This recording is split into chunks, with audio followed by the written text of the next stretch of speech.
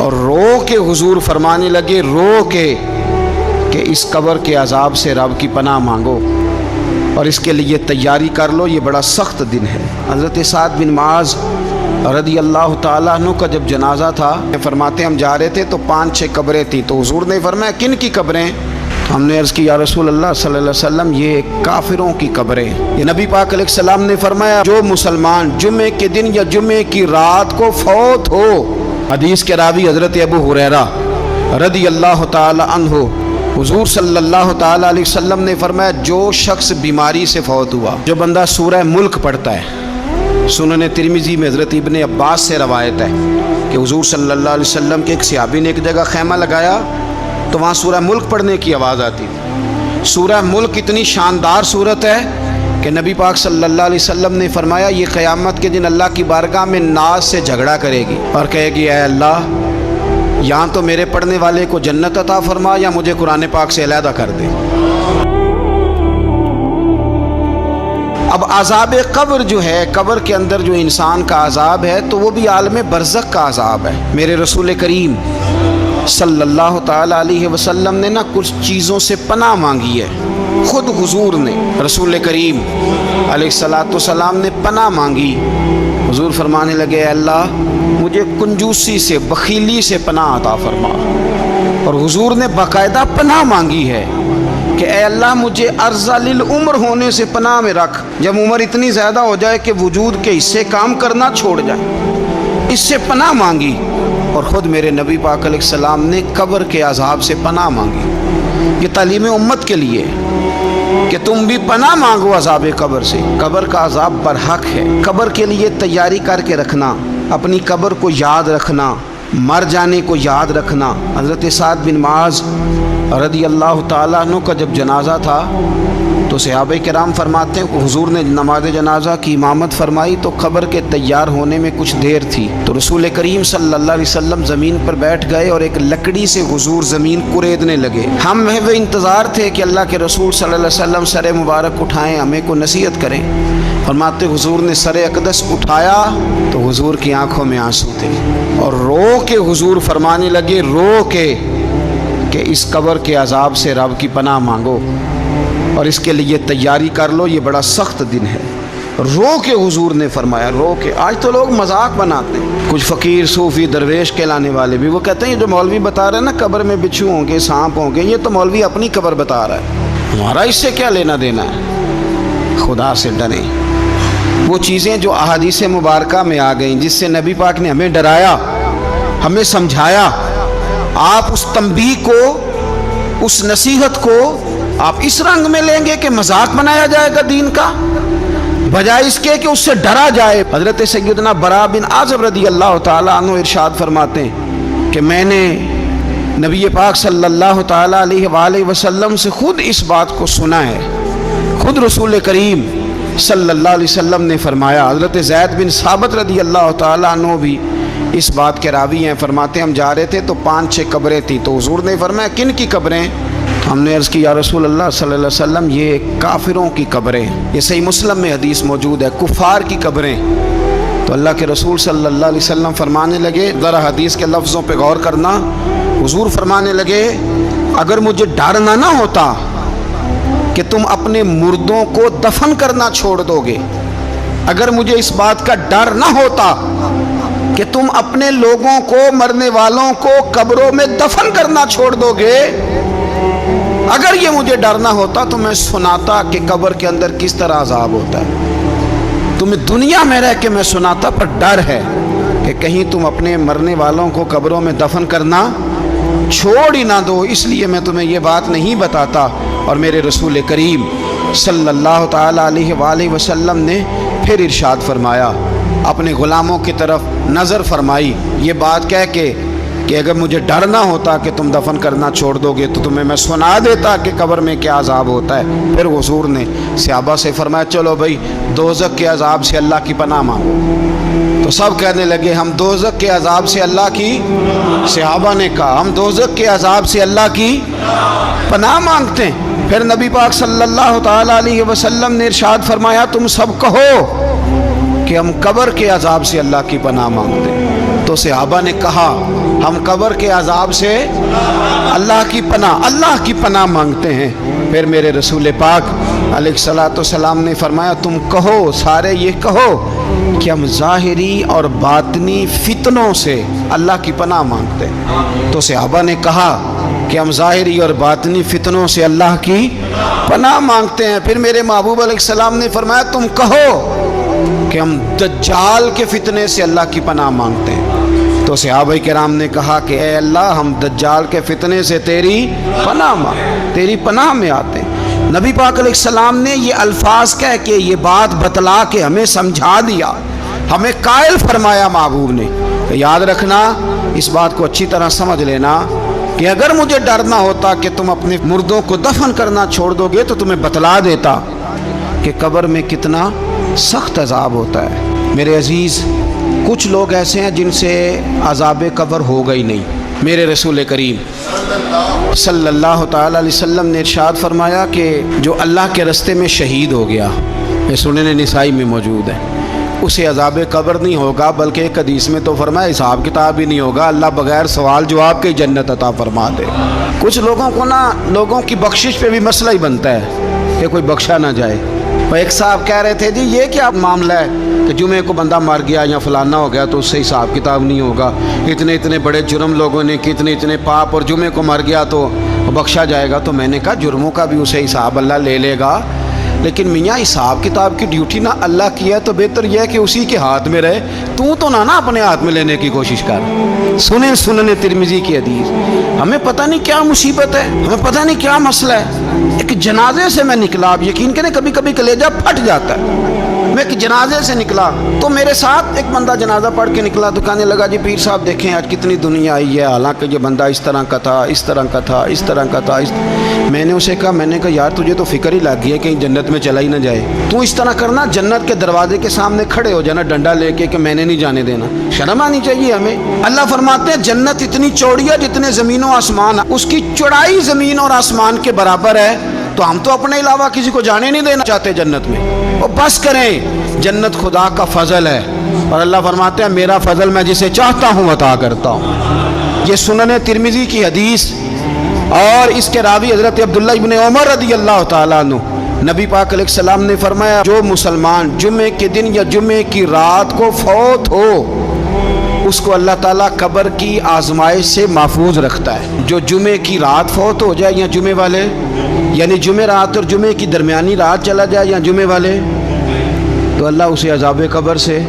تو میرے عزیز، جو بندہ شہید ہو اس سے عذاب قبر نہیں ہوتا، جو آدمی جمعے کے دن یا جمعے کی رات چلا جائے اسے بھی عذاب قبر نہیں ہوتا۔ اور میرے رسول کریم صلی اللہ تعالیٰ علیہ وسلم نے فرمایا جو بندہ ایک دن اور ایک رات، یہ حدیث صحیح مسلم میں، سنن ترمذی میں، مصنف عبد الرزاق میں موجود ہے، ایک دن اور ایک رات اللہ کی رضا کے لیے اسلامی سرحد پہ پہرا دے۔ میں اور آپ سوئے ہوئے ہیں، لیکن وہ لوگ جو فوجی بارڈروں پہ کھڑے ہیں، دیکھو مدینے والے محبوب کس کس پہ کرم فرماتے ہیں۔ ساری عمر نہیں، 24-25 سال کی سروس نہیں، فرمایا ایک دن اور ایک رات اللہ کی رضا کے لیے جو اسلامی سرحد پر پہرا دے، مسلمانوں کو کافروں سے بچائے، رب اسے عذاب قبر نہیں دے گا، اسے اللہ تعالیٰ اپنے فضل سے معاف فرما دے گا۔ ایک رات اور ایک، تو آپ کیا سمجھتے ہیں کہ ان فوجیوں کی کوئی چھوٹی شان ہے؟ ان کا کوئی چھوٹا مرتبہ ہے؟ ایک دن اور ایک رات اگر یہ پہرا دیں تو اللہ انہیں اتنا انعام عطا کرتا ہے۔ اسی طرح سن لو، یہ ذرا غور سے سننا، ابن ماجہ کی حدیث، اور اس کے علاوہ مسند ابو یعلا میں موجود حدیث کے راوی حضرت ابو ہریرہ رضی اللہ تعالی عنہ، حضور صلی اللہ تعالی علیہ وسلم نے فرمایا جو شخص بیماری سے فوت ہوا، قربان جاؤں میرے محبوب نے بیماری کا نام ہی نہیں لیا، فرمایا کوئی بھی بیماری ہو، فرمایا جو آدمی بیماری سے فوت ہوا اللہ اسے شہادت کی موت عطا فرمائے گا، اور وہ عذاب قبر سے اور قبر کے امتحان سے بھی محفوظ رہے گا، اور حضور فرماتے ہیں اس کو صبح اور شام جنت کے باغوں میں سے رزق دیا جائے گا۔ جو کسی بھی بیماری سے مرا، یہ لوگ بیماری سے مر رہے ہیں تو لوگوں نے اچھوت سمجھ رہے ہیں، اچھوت، یہ اچھوت نہیں ہے، اس لیے کہ لوارث نہیں، یہ خدا رسول کے ماننے والے ہیں۔ تم انہیں اچھوت کہہ رہے ہو اور مدینے والے رسول انہیں شہید فرما رہے ہیں۔ حضور نے فرمایا جو بیماری سے مرے شہید ہے، وہ قبر کے عذاب سے محفوظ رہے گا اور جنت کے باغوں میں سے اللہ رزق دے گا۔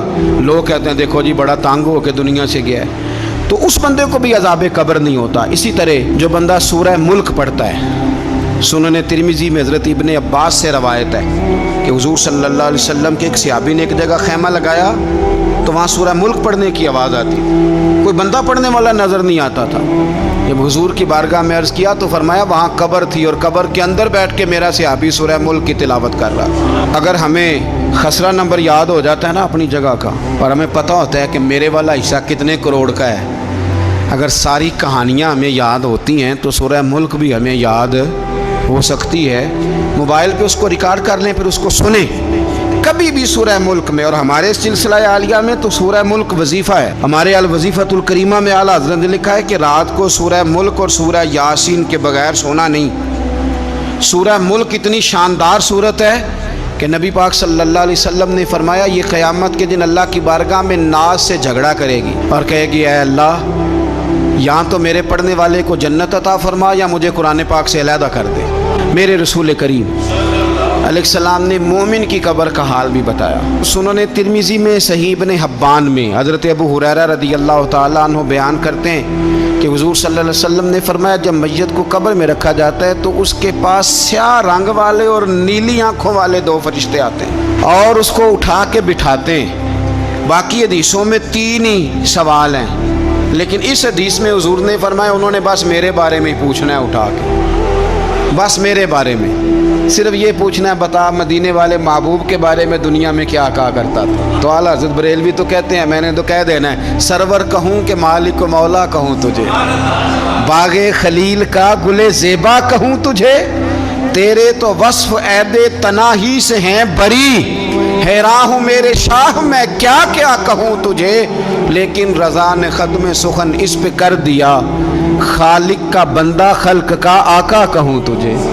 اور پیر میر علی شاہ صاحب کہتے ہیں میں نے وہاں یہ کہنا ہے کہ مکھ چند بدر شاہ شانی ہے تے متھ چمک دی لاٹ نورانی ہے، کالی زلف تے اکھ مستانی ہے، مخمور اکھی ہیں مد بریاں، سبحان اللہ ما اجمل کا ما اکمل کا ما احسن کا، تے کتھے میرے علی کتھے تیری ثنا، مشتاق اکھیں کتھے جاڑی۔